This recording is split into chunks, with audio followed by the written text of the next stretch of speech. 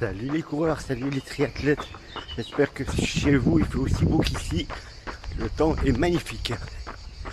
Aujourd'hui on va faire une vidéo où je vais vous expliquer les moyens que vous avez pour progresser en course à pied. Alors il y a encore du vent comme d'habitude, j'espère que ça va pas être trop pénible au niveau de la caméra. Je m'en excuse. Sinon, alors qu'est-ce qu'on fait pour progresser en course à pied? Est-ce qu'il faut faire de l'entraînement croisé? Est-ce qu'il faut aller nager? Est-ce qu'il faut faire de la musculation? Alors je vous dirai dans un premier temps, la seule chose que vous avez à faire pour progresser en course à pied, et oui, vous l'avez deviné, c'est de courir. Et oui, ça peut paraître stupide, mais si on veut progresser en course à pied, ben, il faut courir. Avant de penser entraînement croisé, musculation, etc., etc., il faut aller courir les gars, il faut aller courir les filles. Tant que vous ne courez pas 4 fois, voire même 5 fois par semaine, ne vous dispersez pas. La base, c'est de courir. Sinon, c'est que vous avez envie de faire autre chose. Moi, j'ai des coureurs ou des coureuses qui viennent me voir en me disant, voilà, Michel, j'aimerais bien que tu me prépares. Et je leur demande bien entendu, lors d'un entretien téléphonique, tout ce qu'ils font. Et je me rends compte que certains d'entre eux font 3 séances de muscu par semaine et courent 3 fois, voire 2 fois, en me disant, oh, on m'a dit que le renfort c'était important. Ouais, mais là tu fais de la musculation avec un peu de course à pied, c'est ce que font les culturistes pour sécher. Non, si on veut progresser en course à pied, il faut courir les gars, il faut courir les filles. Le minimum c'est 3 fois.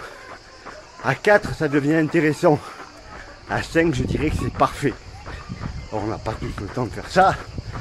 Mais si vous n'avez pas le temps de courir 4 fois, allez pas vous rajouter une séance de muscu. Vous avez le temps de faire du renfort.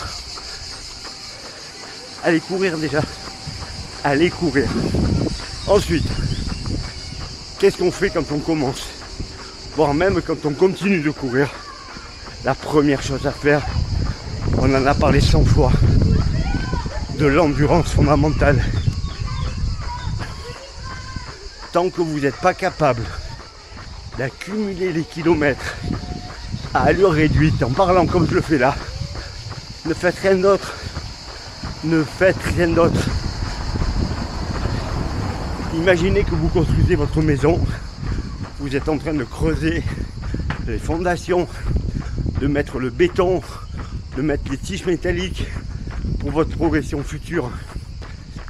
Si vous preniez les vieux bouquins de course à pied, vous savez que je suis un collectionneur, je dois avoir 350 bouquins, dont des très vieux.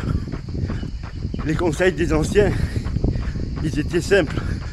Tant que tu n'es pas capable de courir 1 heure d'affilée, doucement, ben va pas plus vite.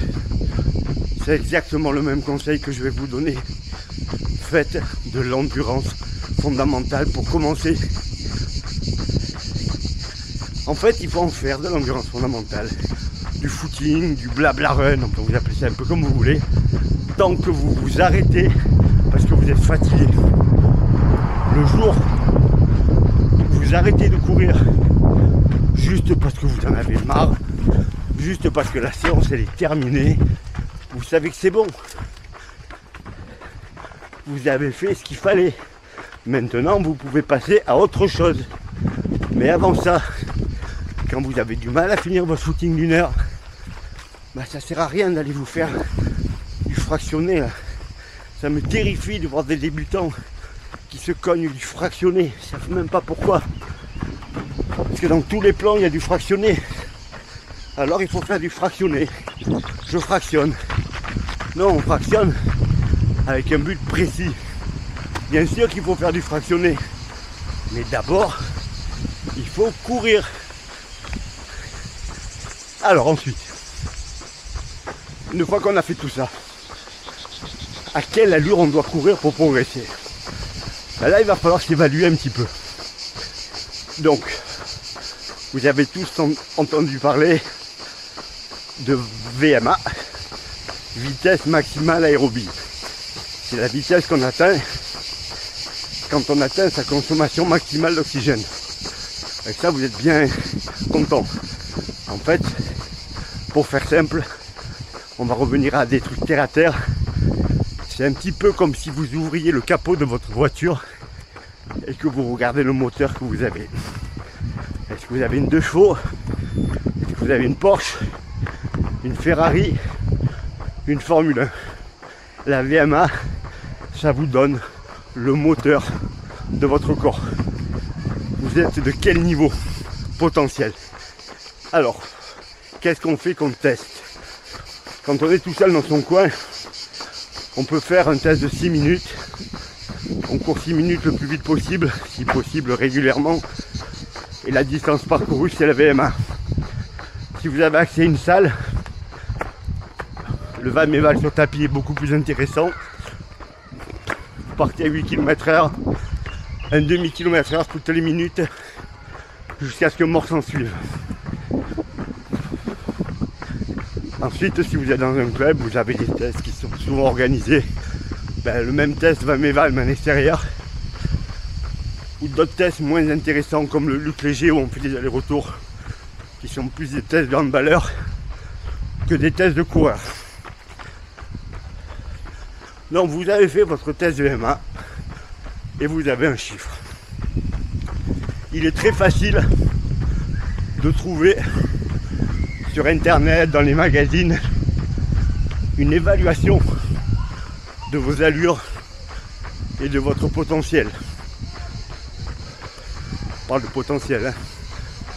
Une fois que vous avez fait votre test VMA, vous savez qu'un marathon, en principe, ça se court entre 70 et 80%, par exemple, de votre VMA. Un 10 km, allez, on va faire large, 85-92%. Ça, vous l'avez en tête. Vous savez aussi que l'endurance fondamentale, allez, on va dire entre 60 et 70%. Vous avez des chiffres. Donc, maintenant, vous en faites quoi? Comment vous vous entraînez? Eh ben, il va falloir trouver ce que vous avez besoin de faire. Et pour ça, à un moment donné, il va falloir faire une course. Il va falloir faire un test sur 10 km par exemple. Alors je dis une course, ça peut être en solitaire, mais c'est plus dur de se mettre un peu mal en solitaire. Moi, ce que je vous conseille, c'est de faire un 10 km. Vous faites un 10 km et vous allez calculer votre vitesse sur le 10 km. Et puis, eh ben, vous allez la comparer à votre VMA et vous allez calculer à combien de pourcents vous avez couru de votre VMA. Comme je vous l'ai dit tout à l'heure, chaque allure, chaque course plutôt, correspond à des allures. Vous allez faire votre calcul et vous allez vite voir si vous êtes dans le pourcentage bas ou dans le pourcentage haut. Admettons que vous ayez couru votre 10 km à 90% de votre VMA, là-bas vous êtes dans le pourcentage haut. Si vous êtes à 80%, c'est beaucoup trop bas. Ça veut dire que vous ne faites pas grand-chose de votre VMA. Et là, il va falloir travailler quelque chose pour mieux l'utiliser. Donc si votre chiffre est gros, vous savez que vous avez une bonne utilisation de votre VMA. S'il est bas, ben pas du tout. Et là, vous allez pouvoir décider quelles sont vos priorités. Si votre chiffre est haut et que donc vous utilisez vraiment le pourcentage prévu pour cette allure de course, vous savez que votre endurance de base, elle est plutôt bonne. Et que donc, il va falloir continuer de la développer mais que ce n'est pas une priorité. Et que vous pouvez tout à fait, pour continuer de progresser, essayer de développer votre VMA, puisque, on a vu tout à l'heure, toutes les allures de course sont des pourcentages de cette VMA. Donc ça veut dire que, admettons, vous avez calculé votre VMA à 15, vous avez couru votre 10 bornes à 90% de ces 15, ah ben vous allez travailler pour montrer votre VMA à 16, ce qui n'est pas facile, et forcément, votre allure sur 10 bornes, elle va augmenter aussi. Mais ça, c'est 3% des coureurs. Moi qui ai coaché des centaines d'athlètes, je peux vous garantir que ça n'arrive quasiment que sur les athlètes de haut niveau. Pour les autres, ce qu'il faut faire, c'est surtout essayer d'augmenter le pourcentage de VMA qu'on tient dans le temps. Et plus la distance allonge, plus c'est flagrant. Moi j'ai la chance de courir le marathon à 80% de ma VMA, après des années de travail. Mais combien de coureurs y arrivent? Très peu. Au-delà de 70%, c'est compliqué. Surtout dès qu'on est un peu lent. Donc on va bosser ça. Et pour bosser ça, il y a ce qui s'appelle le seuil ventilatoire 2, tout simplement appelé le seuil, qui correspond donc à la vitesse en gros que vous pouvez tenir sur une heure. Je vous ai déjà parlé d'un test de 20 minutes pour évaluer cette allure. C'est cette allure là qui va être la plus importante en entraînement pour vous. Et c'est une allure qui se bosse sur des portions de minimum 5 minutes, voire 10 minutes, voire 15 minutes. Et là, par exemple, vous allez faire 4 fois 10 minutes, etc., etc. On ne rentre pas dans le détail des plans d'entraînement. C'est ça qu'il faut que vous bossiez en premier. Faire des 200 mètres à bloc qui vont vous faire améliorer votre VMA. À vous, ça ne sert à rien. Alors peut-être que vous allez gratter un demi-point de VMA, hein, sauf que vous êtes toujours à 70% et que ça n'a aucun intérêt.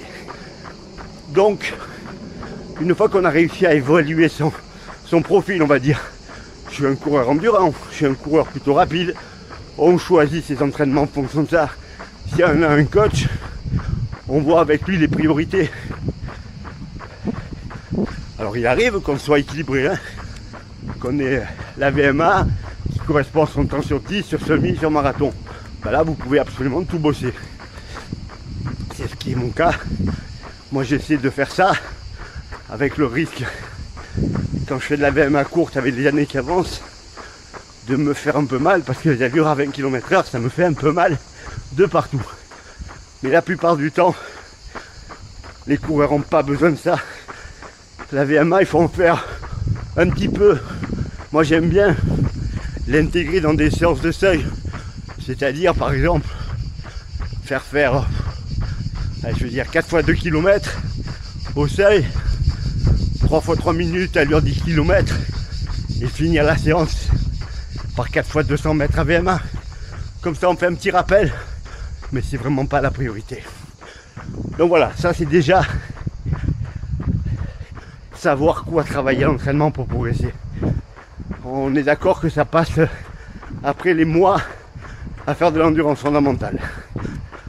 Ensuite, est-ce que ça vaut le coup, comme on disait tout à l'heure, de rajouter de la musculation? Bien sûr. Par contre, si vous rajoutez de la musculation, faites de la musculation pour les coureurs. N'allez pas faire des séances de musculation, on va dire bodybuilding, pour prendre des bras, des muscles. Non, là l'idée, c'est de gagner de la force, de technique, très lourd, très court, avec un gros temps de récup, travail de force pure, ou l'inverse, plutôt léger, 50 à 60% de votre max, série très longue, temps de récup court. Dans les deux cas, aucune prise de masse, ce qui est la hantise de tous les coureurs d'endurance. Donc bien entendu, vous pouvez faire ça, mais la séance de muscu d'une heure, vous ne la faites que si vous courez au moins 4 fois par semaine, pas si vous courez 2 fois. Rien ne vous empêche par contre, si vous courez 3 fois, de faire un peu de gainage tous les jours. La planche latérale, la planche frontale, des squats en attendant que le micro-ondes finisse de cuire votre plat, etc., etc. vélo. Est-ce que c'est bon de faire du vélo? Moi j'en fais beaucoup sur un trainer en récupération. J'en fais plus à l'extérieur parce que je m'entraîne plus pour le vélo, même si pendant très longtemps j'ai fait du tri. Et puis en plus moi je prends un peu les cuisses quand je fais du vélo, donc c'est pas super productif. Vous pouvez rajouter du vélo, toujours pareil si vous courez déjà 4 fois, et si vous sentez que musculairement vous commencez à avoir un peu de fatigue au niveau des tendons, ça va vous permettre de rallonger votre temps d'entraînement sans risquer de vous blesser. Donc ça peut être intéressant en plus, notamment pour les trailers, de faire des longues sorties en endurance fondamentale. La natation, même chose, toujours en plus. En natation, course à pied, c'est pas vraiment compatible. Mais pareil, vous avez un petit travail d'endurance et vous avez aucune douleur. Donc ça peut être des très très bons compléments. Mais d'abord on court, après on fait les compléments. Allez, on continue. Pour progresser, le poids. Alors là, c'est énorme. Les gains que vous pouvez avoir en perdant du poids. Alors attention, toujours pareil. On ne fait pas n'importe quoi, on ne tombe pas dans l'anorexie. Mais on essaie de faire super attention. Comme la dame là qui a voulu m'écraser. Vous pouvez pas vous entraîner 6 fois par semaine et avoir 10 kilos de trop. C'est pas possible.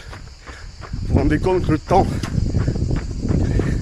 que vous consacrez à l'entraînement pour progresser, alors que, on va revenir sur le marathon, 1 kg de graisse perdue, c'est 5 secondes au kilomètre environ.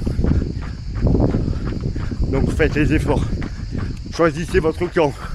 Sur la team apéro, je cours pour me faire plaisir. Mais si je veux performer, faites attention à ce que vous mangez. Mangez mieux. Mangez bien. Ensuite, il faut apprendre aussi à s'alimenter pendant les courses. Ça, on en a parlé plein de fois. Mais quel que soit votre moteur, que vous ayez une Ferrari dans les mains ou une Clio, si vous ne mettez pas d'essence dedans, vous tombez en panne. Si vous partez de Marseille pour aller à Paris, que vous n'avez pas fait le plan de départ avec la recharge le jour précédent, et qu'en plus pendant la course vous ne mangez pas bien, vous allez tomber en panne sèche. Voilà. Et on va vous retrouver sur le bord de la route. Et pourtant votre Ferrari, avec ses 22 VMA, elle était magnifique. Mais il y a un mec qui a 12 VMA qui arrivera avant vous parce qu'il s'est bien alimenté. Donc ça, impératif. Pareil, qu'est-ce qu'on mange? On apprend à varier son alimentation. Alors bien sûr, il y a les légumes, les fruits. Voilà, bon, moi je déteste ça, donc j'en mange pas beaucoup. Mais c'est ce qu'il faudrait faire. Mais surtout, éviter tous les produits qui ne servent à rien. Alors je dis pas de pas manger des trucs pour se faire plaisir. Gardez au moins un jour par semaine où vous mangez n'importe quelle connerie pour vous régaler. Mais essayez vraiment de faire attention. Vous ne pouvez pas vous entraîner autant pour progresser et pas faire attention à la bouffe. Ça me paraît pas possible. Trop de temps perdu. Allez, on avance. Les courses. Vous m'expliquez pourquoi vous avez besoin de mettre un dossard tous les week-ends. Moi, j'ai certains de mes coureurs qui ne peuvent pas s'empêcher de s'inscrire partout et de faire tout et rien en même temps. C'est-à-dire de jamais pouvoir s'entraîner parce qu'ils sont toujours en train d'être en récupération d'une course ou en préparation d'une autre. Choisissez vos objectifs, prenez un objectif principal et c'est le seul qui compte. Pourquoi vous pensez qu'à 60 ans j'ai encore la possibilité de courir le marathon de 2h44? Parce que je fais 4 courses dans l'année, 2 marathons, allez, 2 semis de prépa, c'est tout. À l'entraînement j'en fais des courses et des kilomètres, mais toujours dans l'optique de me préparer pour la course que j'ai choisie. Si vous courez sans arrêt, très compliqué de faire des courses en dedans. À une époque, je me mettais à la dernière place du peloton. Je me forçais à en partir en footing et je courais derrière. On va dire que presque j'étais moins fort maintenant. Maintenant, localement, moi, bah, si je vais courir, je me sens pas de la faire à moitié la course. Parce que j'ai une espèce d'ego de merde qui me dit: allez Michel, montre-leur que tu es toujours capable de courir le 10 bornes en 36, le semi en 1,18. Et donc je vais me faire une course à bloc. Mais mon marathon derrière, qui est l'objectif, je vais pas pouvoir bien le préparer. Parce que le semi en 1,18 ou 1,19, il va tirer sur mes réserves. Et je vais être obligé d'alléger la semaine avant et de récupérer la semaine après. Ne faites pas ça. Choisissez vos épreuves, choisissez vos objectifs et vous bloquez dessus. Tout ce que vous faites doit mener à l'objectif. Ça, c'est important. Ensuite, il y a des gens qui font du trail l'été, puis de la course route, puis du swimrun. Ah, c'est compliqué, les gars. C'est compliqué. Quand vous faites du trail, l'entraînement il n'est pas du tout le même que si vous faites des marathons ou des courses sur route.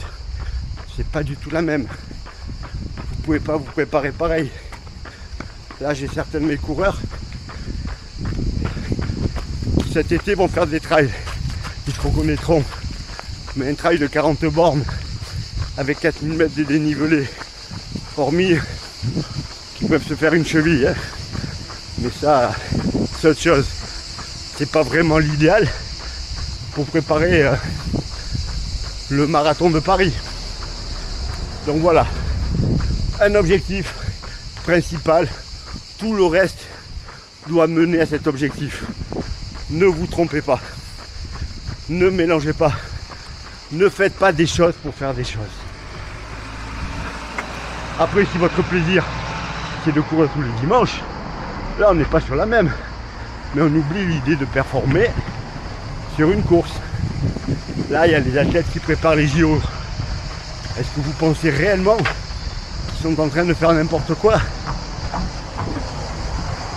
À tous les marathoniens qui préparent le marathon de Paris, on les voit pas beaucoup sur les courses locales.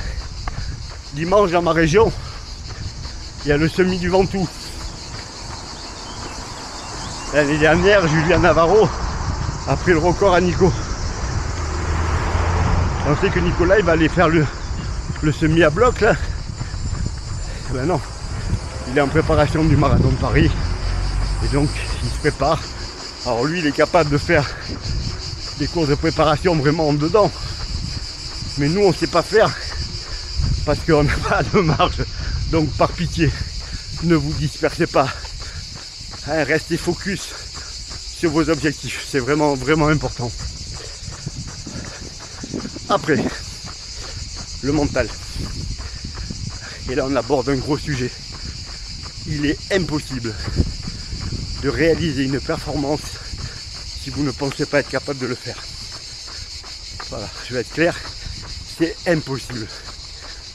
Si vous avez envie de courir le marathon en moins de 3 heures, il faut que votre cerveau soit persuadé que c'est faisable. Si vous avez un doute, vous n'y allez pas y arriver. Il y a un moment donné dans la course où votre cerveau va vous envoyer tellement d'informations négatives que vous n'allez pas y arriver. Donc ça c'est primordial. Comment on fait pour persuader son cerveau? On bosse les allures de course, même si physiologiquement elles sont pas importantes. L'allure marathon, elle n'est pas terrible au niveau physiologique. L'allure saille est beaucoup plus intéressante. Pourtant, si vous faites toute la prépa des sorties longues avec de l'allure marathon petit 1, vous allez la maîtriser parfaitement. Votre cerveau qui a de la mémoire va se rappeler l'allure dès que vous y serez. Ensuite, il va accepter l'idée que vous êtes capable de courir à cette allure. Et petit à petit, elle lui fera de moins en moins peur. Et puis un jour, vous allez vous dire mais c'est facile en fait. Et là vous avez déjà gagné. C'est pas pour ça que le jour de la course ça va bien se passer. Mais on aura oublié ce problème-là. Le cerveau met 21 jours à accepter des nouvelles informations. Il faut le forcer. Il faut le violer à accepter vos nouvelles allures. Si pendant des années, 5 minutes au kilomètre c'était votre allure marathon et que maintenant vous voulez courir en 4,45, il fait de la résistance. Votre corps est capable, mais votre cerveau veut rien entendre. Donc, vous le frappez jusqu'à ce qu'il accepte l'idée. Et quand il a accepté l'idée, vous allez voir, ça devient beaucoup plus facile. Alors il y a des techniques que j'utilise moi pour ça, pour les allures, notamment une qui est très sympa que vous pouvez essayer. C'est au cours d'une même séance, faire des blocs allure marathon, allure seuil. On va prendre un exemple. Vous faites 3 fois 5 minutes allure marathon, 2 minutes allure seuil, enchaîné, pas de coupure.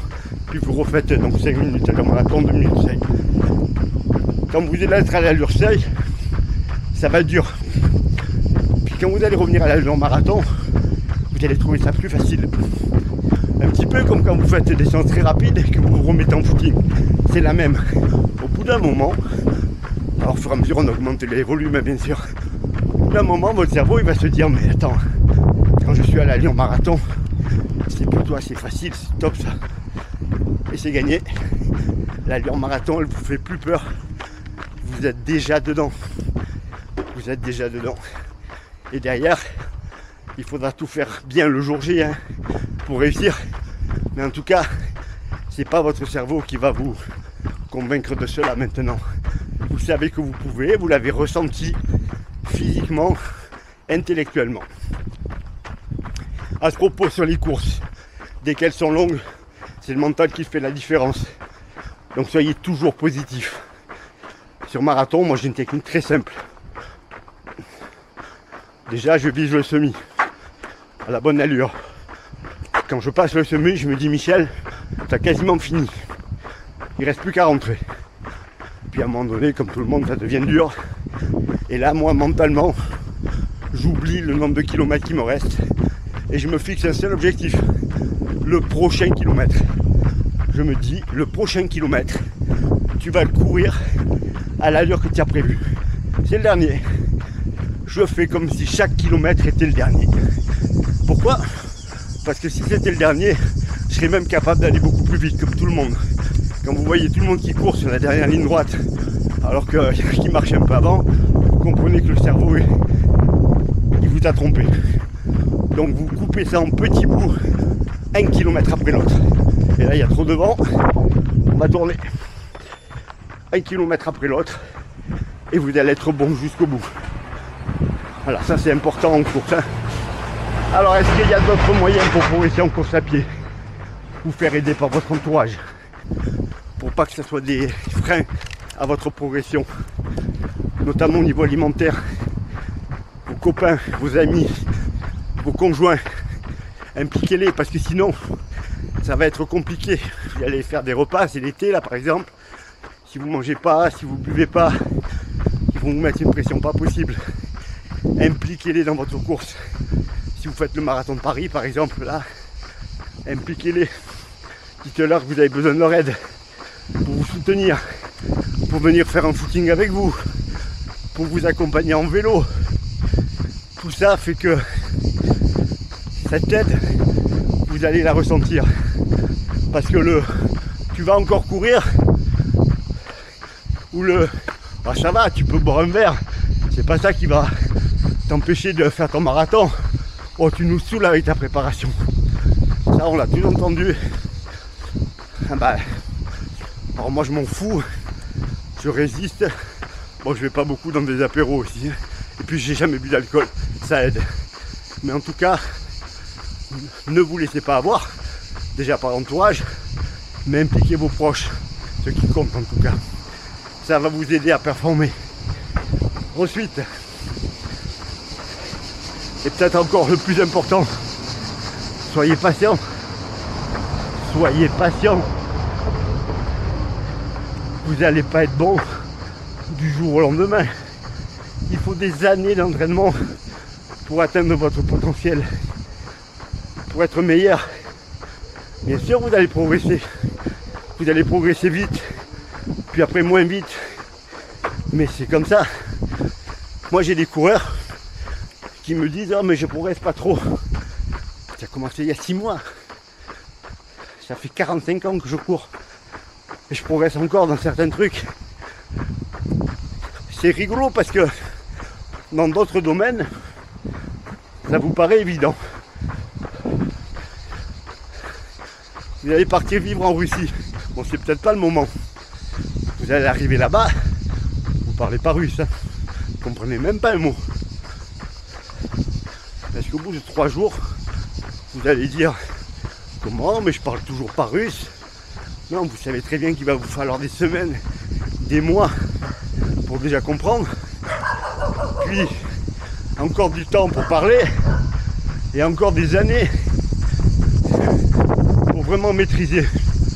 La course à pied, c'est pareil. Le sport, c'est pareil. C'est long. Et c'est ça qui fait que c'est bien. Quand vous aurez vraiment progressé,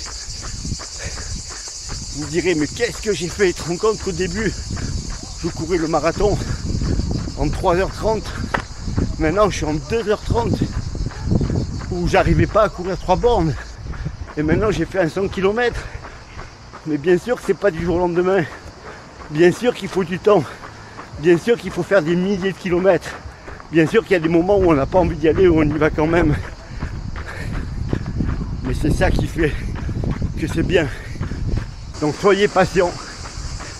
Soyez patient, c'est vraiment super important. Ça me fait penser à quelque chose. J'ai une de mes coureuses qui court depuis 20 ans, que je coach depuis quelques mois à peine, qui malgré son long vécu en course à pied me fait souvent sourire parce qu'elle cumule toutes les erreurs des débutants. Elle fait son endurance fondamentale trop vite, elle veut toujours en faire trop, etc., etc. Mais il y a un truc qui m'a fait sourire l'autre jour, c'est que là on bosse pour son marathon de Porto où elle va réussir à faire moins de 3 heures. Elle perf, hein. Et donc on a attaqué, parce que moi je fais des plans d'entraînement très longs souvent, sur 20 semaines. On a déjà attaqué sa prépa. Il y a de l'allure marathon. 10 minutes, 15 minutes, 20 minutes, ça va augmenter au fil des semaines. Hein. Elle a le réflexe classique de tous les débutants. Il n'y a pas qu'elle là. Me dire oh là là, là j'ai tenu, mais je me sens pas de tenir 42 km à cette allure. Et ma réponse elle est toute faite. Bah oui, j'espère bien, parce que sinon on s'entraînerait pourquoi? Si tu étais capable dès les premiers jours de ta préparation de courir à l'allure marathon sur 42 bornes, ça voudrait dire qu'on peut travailler une autre allure. Parce que sinon, pourquoi s'entraîner? Ça vous paraît évident, et pourtant réfléchissez bien. Je suis sûr que vous avez pensé ça un jour ou l'autre. Oh là là, j'ai tenu, mais 42 bornes, ça va être dur. Ben oui, ça va être dur déjà. Puis là, on est en début de prépa. C'est pour ça qu'il faut faire beaucoup de séances allure marathon, en augmentant petit à petit le volume, pour arriver à maîtriser cela. Rien à voir avec la vidéo, mais moi je considère que si vous passez 20 bornes allure marathon, en condition de course, et que vous n'êtes pas au bout de votre vie, pendant les phases d'entraînement, c'est-à-dire à 3 à 4 semaines de la course, le jour de la course, vous serez dans le même état au 35e kilomètre. Et après, il suffira de finir. Donc pas la peine d'aller faire 30 bornes allure marathon. En entraînement, ça sert à rien. Voilà donc, gardez en mémoire, que ce soit au niveau de la session d'entraînement, eh ben oui, il faut du temps pour atteindre son objectif. Mais au niveau global, il faut des années pour progresser. Il faut des années de pratique pour être un bon coureur. Donc, on a abordé plein de choses. J'ai dû répéter certains trucs que j'avais dit au début, c'est pas très grave. Je pense que vous aurez compris le but de cette vidéo. On va résumer ça très vite. Vous voulez progresser en course à pied. 1, vous courez. 2, vous courez. 3, vous courez. Après, vous pouvez faire du renfort. Il faut bien manger. Il faut avoir des objectifs précis. Il ne faut pas se disperser. Il faut être patient. Et il faut vous faire aider par votre entourage pour les impliquer dans votre passion. Ça sera tellement plus facile. Voilà les coureurs. La vidéo est un peu longue. Je suis sûr que chacun de vous va y trouver quelque chose peut-être d'intéressant, j'espère. N'hésitez pas en commentaire à me dire ce que vous pensez, bien entendu. Et on se retrouve très vite pour une autre vidéo.